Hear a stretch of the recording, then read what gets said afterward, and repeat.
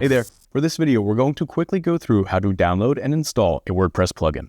Specifically, we're going to be installing WP Rocket. WP Rocket is the easiest and most powerful performance plugin to speed up your site, but this process works for many other plugins as well. Plugins enhance your WordPress website. There are thousands of plugins that add different functionality, and it's one of the reasons WordPress is so popular. Before installing any plugins, you need to have WordPress installed on your website. The process for this is different depending on which hosting service you have. So we will assume you already have chosen a hosting service, have a domain name, and have installed WordPress on your site. So now we want to install the WP Rocket plugin to boost our website loading speed. To do this, go to wp-rocket.me, and we want to pick the single license. There is a 14-day money-back guarantee, so we will be able to see how effective the plugin is without any worry.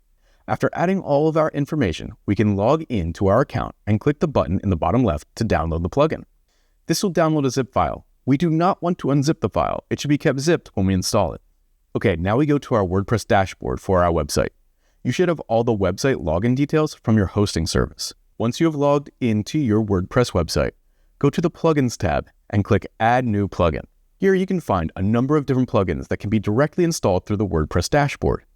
But we already have the zip file, so instead of using the search feature, we will click the Upload Plugin button at the top. Then click Choose File. Navigate to where the downloaded zip file of WP Rocket is, and choose it to install. Once it is installed, click Activate Plugin, and there you go. WP Rocket is installed and should already be improving your site speed. Keep in mind this process can work for other plugins too. Also, with WP Rocket, there are some additional options and settings to improve your website speed even more. And there are tools to compare how much faster your website is.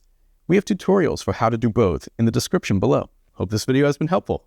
Don't hesitate to leave a comment if you have any questions. See you in the next video.